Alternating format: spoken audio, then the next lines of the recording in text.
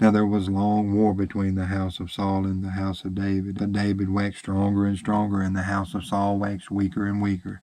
And unto David were sons born in Hebron, and his firstborn was Amnon of Ahinoam the Jezreelitess, and his second Caleb of Abigail, the wife of Nabal the Carmelite, and the third Absalom, the son of Maacah, the daughter of Talmai, king of Geshur, and the fourth Adonijah, the son of Haggith, and the fifth Shephatiah, the son of Abital, and the sixth Itharim by Eglah, David's wife.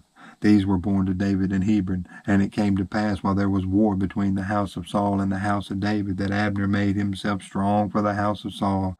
And Saul had a concubine, whose name was Rizpah, the daughter of Aiah.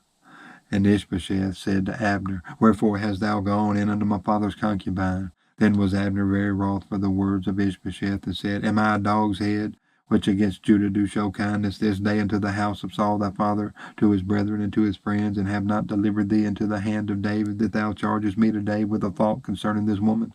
So do God to Abner, and more also, except as the Lord has sworn to David, even so I do to him, to translate the kingdom from the house of Saul, and to set up the throne of David over Israel and over Judah, from Dan even to Beersheba.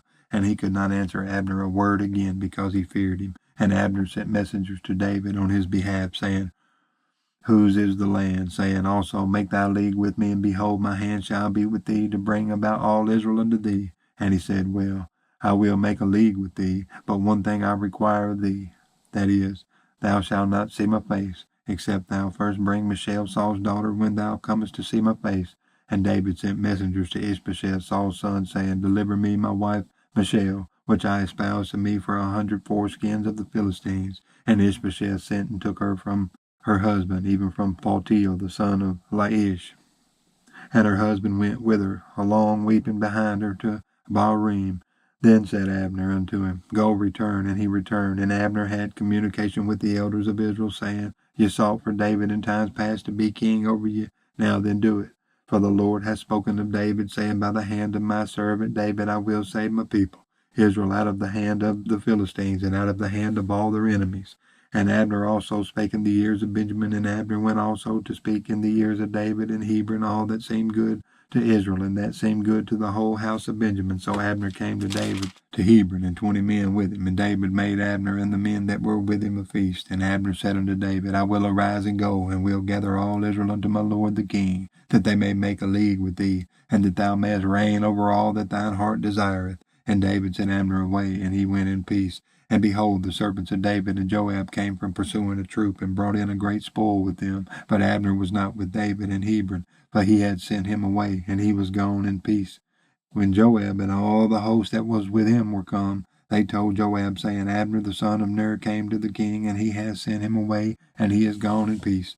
Then Joab came to the king and said, What hast thou done? Behold, Abner came unto thee. Why is it that thou hast sent him away, and he is quite gone? Thou knowest Abner the son of Ner, that he came to deceive thee, and to know thy going out and thy coming in, and to know all that thou doest. And when Joab was come out from David, he sent messengers after Abner, which brought him again from the well of Sirah. But David knew it not. And when Abner was returned to Hebron, Joab took him aside in the gate to speak with him quietly, and smote him there under the 5th rib, that he died for the blood of Asahel his brother.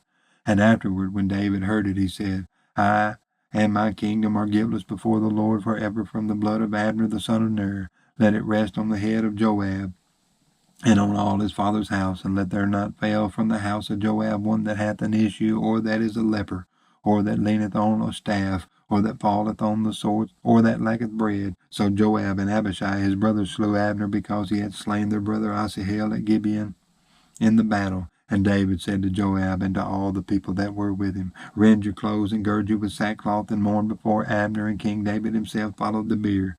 And they buried Abner in Hebron, and the king lifted up his voice and wept at the grave of Abner, and all the people wept. And the king lamented over Abner, and said, Died Abner as a fool dieth.